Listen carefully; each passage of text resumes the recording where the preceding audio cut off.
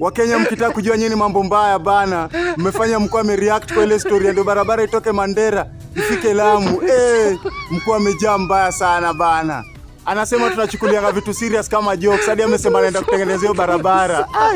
Seriously, acha tungoje. Lakini Wakenya mnakuwa mambo mbaya sana bana. Yani you guys are just another type of breed manze. Juu venye mlichangamkia hii challenge, kiasi umetulia, dance moves zimekaa bana. Yani hadi hujapumzika hivi kiasi bana, matisho zishaprintiwa. Bombo clat walai. Nyinyi mabazenga manze, respect bana. Hadi watu wao ushangaa bana, hii generation gani juu venye mnafanya maneno huku nje walai. Noma sana manze, big respect Kenyans jo. And President William Ruto has castigated Kenyans whom he accuses of mocking him over his promise to the construction of 750-kilometer Isiolo-Mandera road. The head of state says his administration is committed to the delivery of the project in due course. The Deputy President, Professor Abraham Kithure Kindiki, however, has been more specific, saying the road will be completed in under 2.5 years. Here's our political affairs reporter, Emmanuel Tor, with that report.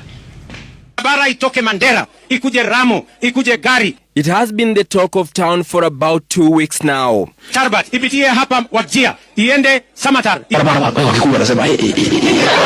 Wangwana wa Mandera hamjambo. President William Ruto's visit to Mandera County in the northeastern region was used to make several promises to locals, among them a 750-kilometer stretch of road from Mandera to Isiolo. It has become the butt of many jokes, given an increasingly engaged youth in national matters. And many people assume or think it is a joke. Let me tell you, good people,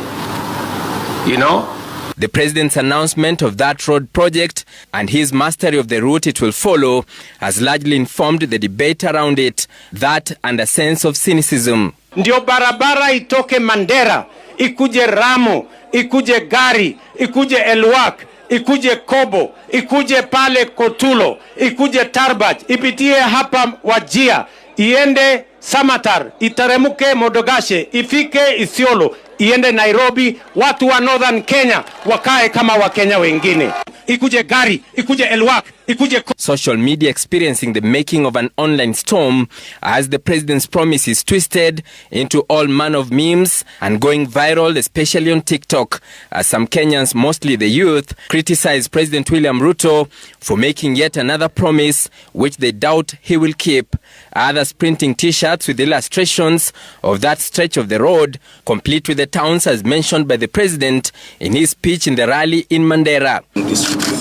Wednesday, President Ruto, who presided over the signing of contracts for mini-grids under Kenya off-grid solar project in Nairobi, training his guns on his doubters and those who mock him, urging Kenyans to take national matters seriously. In this country, sometimes we take matters of life and death as if it is a joke.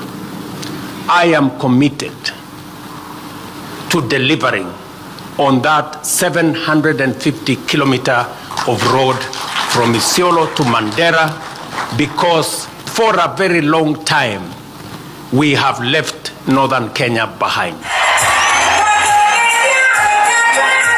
The president's reaction coming just a day after his deputy, Professor Kithure Kindiki, also launched another attack at government's online critics. But because the person making just ako kwa simu hapo, ajui Samata ni wapi, ajui Kotulo ni wapi, ajui sijui ni wapi, so anafanya mzaha. The two, however, gave conflicting figures on the number of contractors on site.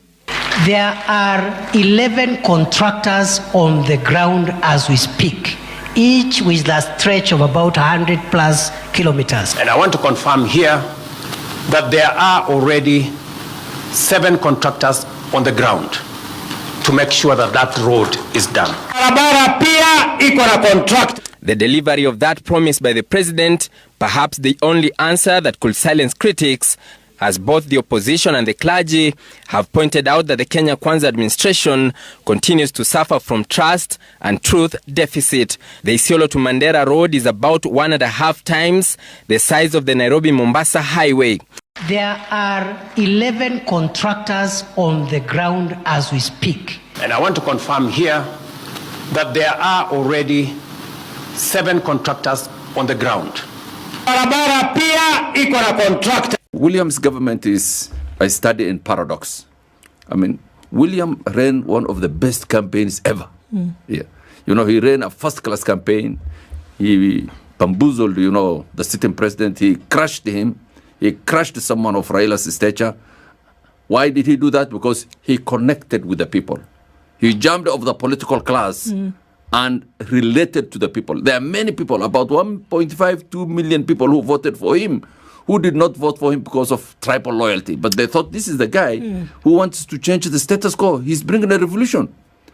When he took power, he forgot that agenda and went back to the politicians.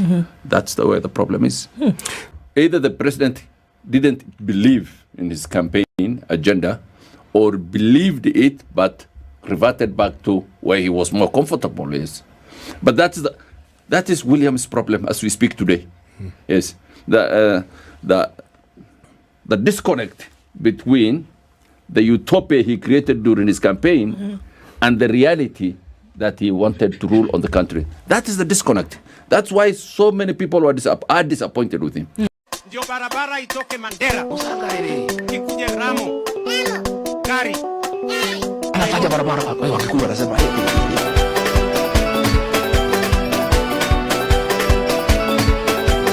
Elwa ikuje Kobo ikuje pale Kodulo ikuje ndio barabara itoke Mandera ikuje Ramo Gari anataja barabara kwa wakikuwa anasema hivi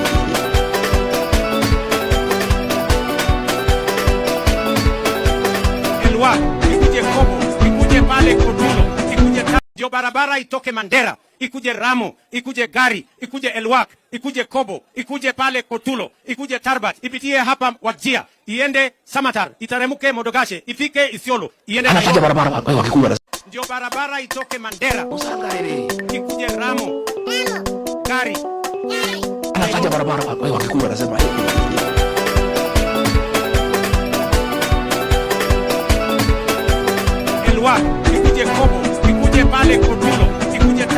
I was with the president the other day in northern Kenya.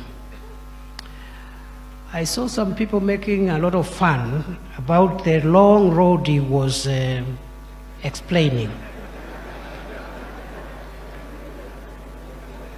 And actually I was very happy when I saw people trying to mock the president because I have information which they don't have. That road is going to be constructed. Yeah. The people saying that, they don't know. This government is going to construct a road from Isiolo to Mandera in the next 2.5 years.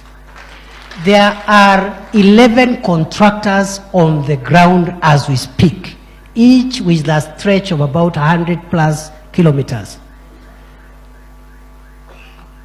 Some sections 40%, 50% is already tarmacked. But because the person making just ako kwa simu hapo, ajui Samata ni wapi, ajui Kotulo ni wapi, ajui sijui ni wapi. So anafanya mzaha. And you know, when 2027 comes and we go to account, we will use that road from Isiolo to Mandera. Last week or the week before, I was in northern Kenya and I did announce a major road artery that will be constructed from Isiolo through Wajir all the way to Mandera. And many people assume or think it is a joke. Let me tell you, good people, you know, in this country sometimes we take matters of life and death as if it is a joke. I am committed to delivering on that 750 kilometer of road from Isiolo to Mandera, because for a very long time we have left northern Kenya behind. Opened X randomly and stumbled on this. Hey, Babu, you know, anasema, for you to support must go. you must suspend you. Wacheni niseme nitoke. Lazima ningewaonyesha hii nitoke. All I can say is I concur, I second, I agree, I echo your words. Gani ingine ya kusema nimekubaliana? Nakubaliana. Ay. Ati you must suspend. Hey. Yo, usikubali kichwa yako ikuwe suspender.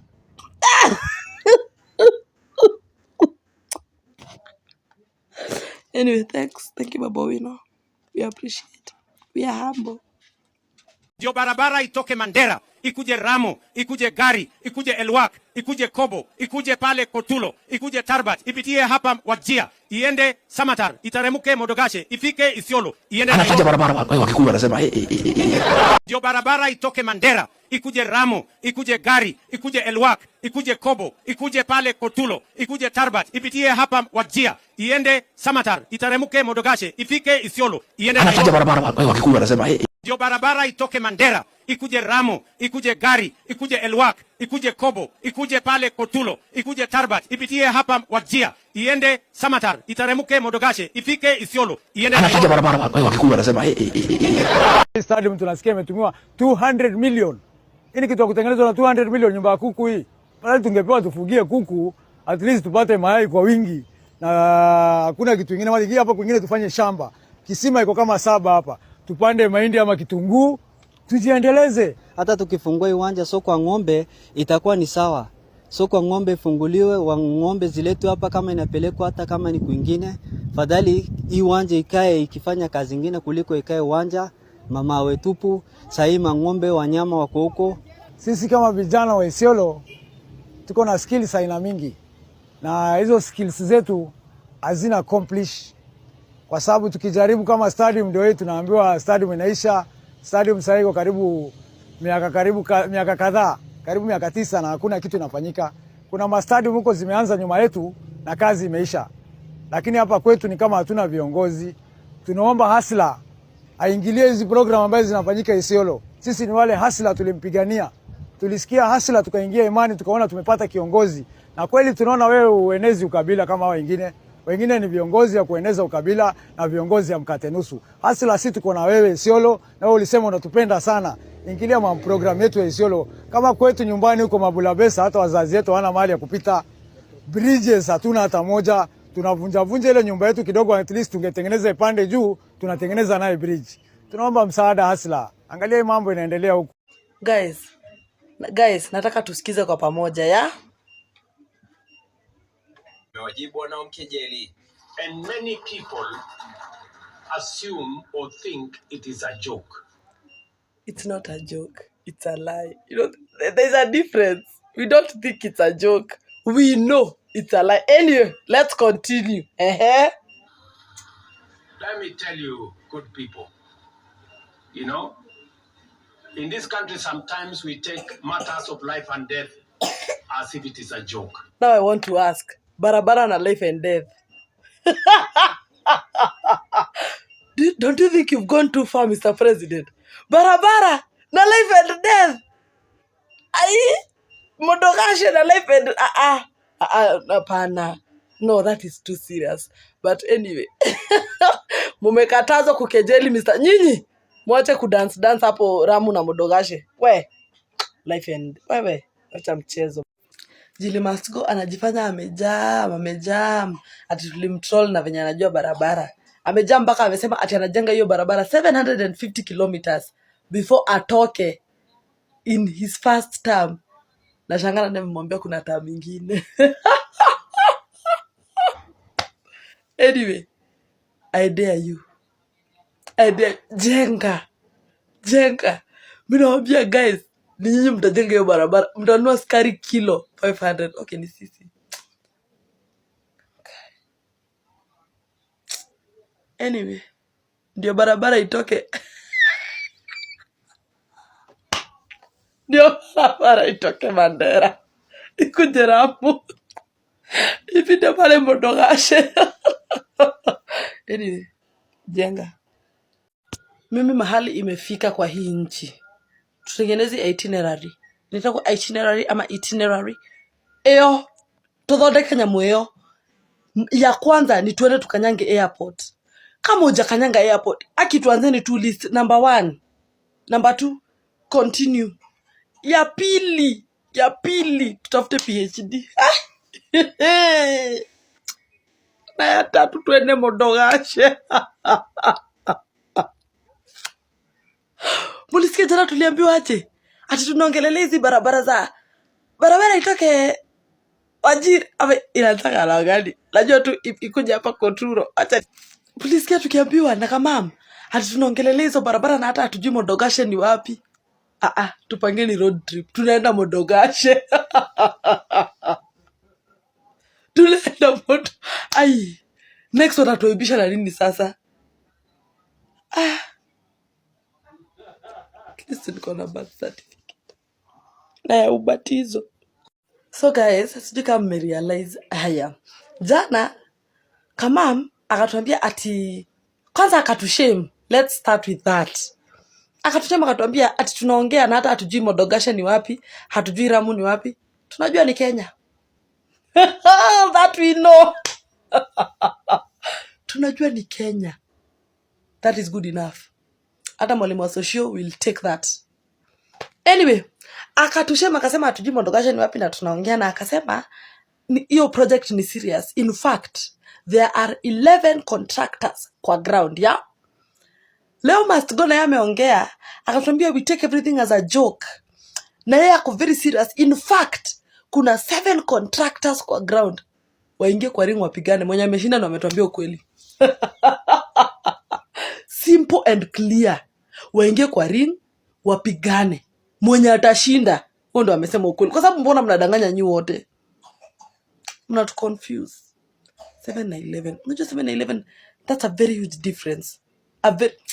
Moving on, a new battle is brewing in Deputy President Kithure Kindiki's Meru backyard after a section of leaders issued a fresh list of demands which they want the government to implement, or else they take the Meru community to Wamunyoro, which is former Deputy President Rigathi Gachagwa's home.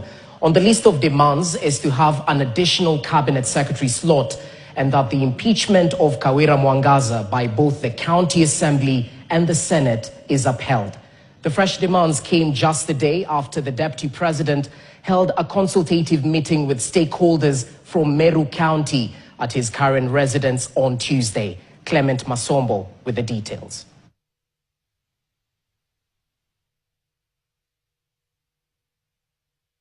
An uphill task in his quest to unite the Mount Kenya region after a section of leaders from his Meru backyard issued fresh demands hours after he met leaders and professionals in a consultative and development tracking meeting at his current residence in Nairobi. The Tuesday meeting with professionals from Meru County came after a series of meetings with stakeholders from other parts of the country, including Embu, Tharaka Nithi, Taita Taveta, among others. Today we want to discuss how to unlock the stalled road projects, how to add more water projects, how to add more power projects. If what we want done is done, our people will benefit. In the meeting attended by all elected leaders, including Governor Kawira Mwangaza, Senator Kithure Murungi, members of parliament and ward reps, steered clear of any political talks, despite Meru County being at the center of political controversies. Meru Governor Kawira Mwangaza has faced 3 attempts to impeach her from office. The latest one was successful, only to be halted by the High Court, citing irregularities in the procedure and how she was impeached. Mwangaza has since blamed all her troubles to people she refers to as her political enemies, including her deputy Isaac Mutuma. However, Kindiki was categorical that the meeting will not delve into political differences in the county. Najua pia tuko na mateso ingine kidogo ya kisiasa. And by the way, it is not unique in Meru County. It is everywhere. Political issues, political differences they are normal because politics is competitive. Moments after the meeting at the DP's current residence, another meeting was quickly convened by former governors Kiraitu Murungi and Peter Munya and former agriculture CS Mithika Linturi. The meeting brought together a section of members of parliament, members of the County Assembly of Meru, the clergy, and representatives from the Njuri Ncheke to adopt a united front for the people of Meru. Leo sio ile siku tafadhali. Lakini tumekubaliana wakati mtaondoka, once you are outside the gate, sasa mnaweza endelea na hiyo mambo ingine. Sources have intimated that the leaders are pushing for additional cabinet slot and removal of Governor Kawera Mwangaza. Pundits argue that this may be the greatest task for DP Kithure Kindiki if he succeeds in uniting his Meru backyard. Ama tusimtumie. Toto mere hoyo. So Your Excellency, sorry nimechukua muda kidogo, acha niende bunge, sina uchochezi. Nimesema tu usipofanya kazi, wembe ni ule ule. Wembe ni ule ule. Wembe ni ule ule. Mtu akishindwa na kazi, safari ilikuwa Kasongo yeye. Mobali nanga.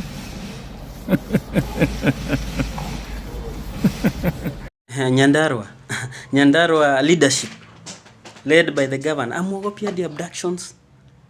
Amuogopi manipulations. Yani, you people declined the invitation near the second in command, the second most powerful person in this country, Deputy President Kindiki. My friend, ona sasa hajafanya kitu leo, ameshinda tu akiwagoja. Simu zenyu ziko mteja. Now, for those of you who are asking what is happening, today Kindiki had invited a delegation of Nyandarua County leadership led by the governor and the MCS. Each MCA was tasked to tag along at least 10 grassroots mobilizers. Lakini hawakuenda. Wamezima hadi simu. Governor amezima simu. Speaker amezima simu. Kindiki nasikia, you can imagine an angry Kindiki. Nasikia kokare na ameshinda the whole day. Anapiga tot. Anatoka huko anaenda anaangalia kama wamekuja, anarudi hawajakuja, anachukua simu, anaambiwa mzee, leave your message. Leave your message. Leave your message. Anaenda anajaribu kupiga speaker, leave your message. My friend. Nyandarua sasa nyinyi mmeharibu kabisa. Yaani hakuna mtu hata mmoja hadi MC hadi nani mtu ametokea kwenda. Yaani amuogopi. The second in command. Deputy President. Yaani leo Kindiki. Anyway, it's okay. Ni sawa tu. Sasa nyinyi ndio the really tungati. Hey, Medho. Senator Medho, kazi umefanya kazi. Yaani wow, Medho. Yaani let's so. Wacha tusimamie hapa. Enda pole pole.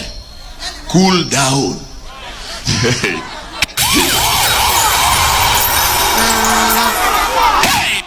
We are not cooling down any soon.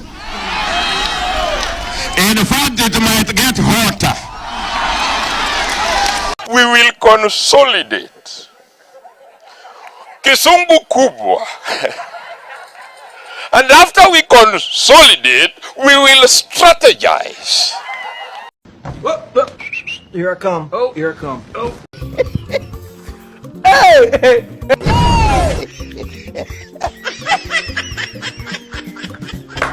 Whoa, whoa, whoa, whoa, whoa, whoa, whoa, hey. Hello.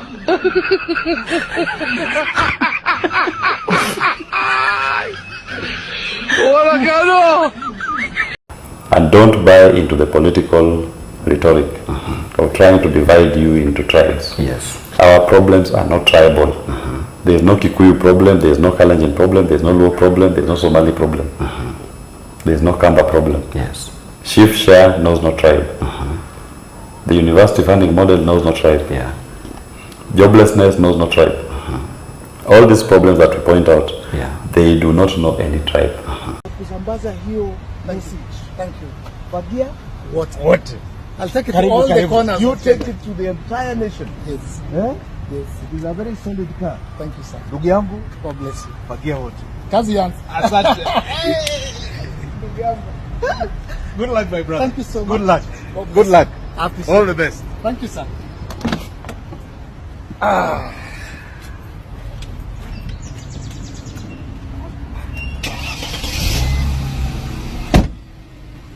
time for a fresh start.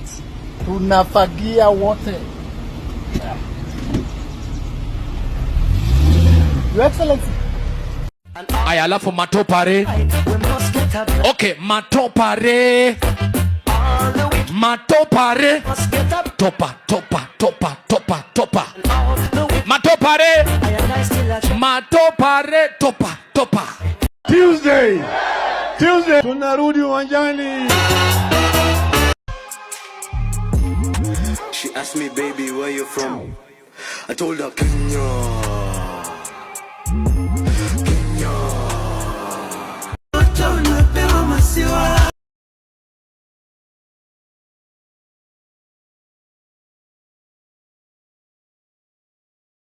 I beg of us, I really want to beg of us today, as the chair of UDA, let's stay focused to what it is we promise those hustlers. Because if we don't deliver, those hustlers will send us out of power, and they'll send us with vengeance. So let us talk about roads, electricity, education, health, types. Let's tone down on the politics. It is not healthy. It is not healthy. It is the wrong time. Wananchi naweza sikia kuchukua William Ruto. Wanaweza mchukua kwa sababu sisi wananchi, we don't need him. Ametuchosha. Ama nyinyi mjachoka? Mjachoka na Ruto? Ule mtu anataka kuchukua William Ruto, you can take him for free, take Wetangula for free, take Mudavadi for free. Tunawapea hizo takataka zote waende waongoze if they are good to you. Majenzi mko? Kazi mnafanya kwa mtandao ni mzuri sana. Na tunapongeza nyinyi. Na muendelee. Mtaendelea. Lakini mtandao peke yake haitoshi. Tunataka mjiandikishe kama wapiga kura. Wale watu ambaye watakomboa Kenya hii, wenye kuamua Kenya itaongozwa namna gani, ni hao majenzi wetu mwaka wa 2027. Lakini hamwezi amua Kenya itakaa namna gani kwa simu peke yake. Lazima mchukue vitambulisho, lazima mjiandikishe kama wapiga kura. Siku hiyo ikifika muamuke saa 9, muungane na sisi na wengine, tuende pale kwa debe, tutafute uongozi wa maana ambaye utaheshimu wa Kenya, utaheshimu demokrasia na utakubali kufanyia kila mtu maendeleo. Tumekubaliana majenzi? Hata nasahau tarehe ni gani. Mimi siko na tarehe kwa kalenda. Na mimi hata sina haja nayo. Mimi chenye niko nayo ni serikali ya 2027. Huyu mkata ushuru tumtoe. Na tuungane si wote. Mimi vile naona nisha reject hiyo finance bill 2025. Ningoje tu date ya maandamano. Juu mambo yendi bana. Mimi hata wafanye nini? Mimi nisha reject. Mfanye nini? Nisha reject. Mfanye nisha reject. Nime reject. Mtoe date ya maandamano sasa. And we are not alone. There's a new force of nature at hand, stirring all over the world. They are the young people whom, frankly, we have failed, who are angry, who are organized, who are capable of making a difference. They are a moral army. And the most important thing that we can do for them is to get the hell out of their way. Kwanza mimi ikifika 2027 naiba mpaka kura ya madhangu na budangu. Sitaki warudi tu huko tena. Si youth chachanuka. Madha zetu bado Ruto unaenda home na 13 parliament tunaivunja. Wende home wote tuanze fresh. Mr. Speaker, sir, I'm here to address you. You must go. Ruto must go. Kwapa na hatuendi. Kwapa tunalala huku na hatuendi. We don't fear you guys. You hypocrites. We don't fear you. Mr. Speaker, we don't fear you. Tuko ndani. We stomped inside. Sisi ni nani? I'm inside. Niko ndani. Na tunamalizana na nyinyi.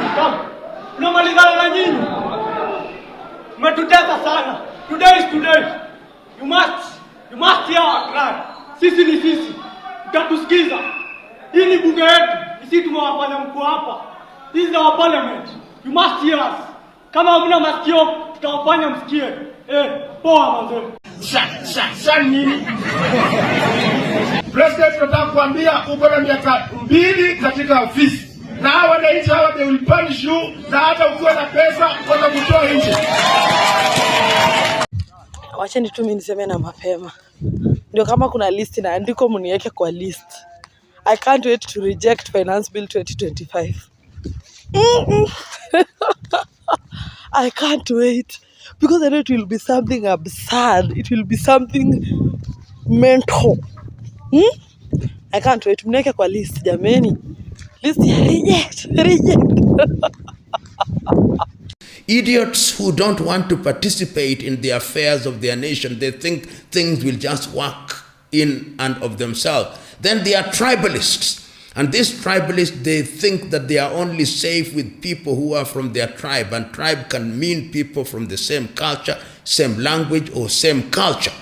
Then they are citizens. These are individuals who are responsible and know that when you want to be served, you must give those who have the desire and the intellectual capacity to serve you. In many societies, it is only a small percentage of people that can be called citizens, not more than 5%.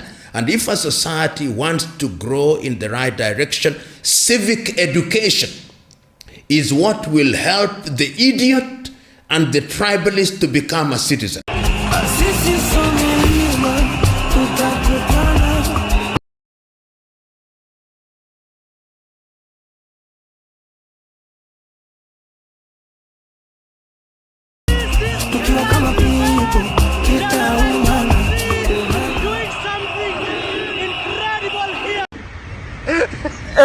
Mungu yetu itoe Ruto Kenya, hata kama angalau na jali. Sisi Kenya tumechoka na Ruto, maisha imetuharibikia, analipisha mpaka sodo ya wamama. Pure kabisa Ruto. We don't like you, go home. Sasa tafuta kiongozi ambaye anapenda mwananchi na anapenda kijana kama sisi. They want to be described as honorable even when they are horrible. They acquire things which they have not worked for. They promise us things that they know they will never deliver. And there is no shortage of such men and women in the African continent. Now, why do you want Ruto gone? We want Ruto gone because he is killing innocent people. He's wanting to pass the Finance Bill 2024. He's putting tax on sanitary products that girls can't even buy. He can't go to school. He's corrupt. He's taking the money. He needs to go. Yes. Out. If you're going to raise anything, start with your hairline. Nice. Control, Alt, delete, Ruto. The drunk did better than you. The drunkard did better than you. Nice. Now the next election, yes. Unajua hawa ndio watakuwa nasema fagia wote ama mtasema namna gani? This generation, yes, they use their might because they didn't vote. The largest vote in the last election. Hi Kenyans, mi sina maneno mingi. All I want to say is Ruto must go like yesterday. Bye.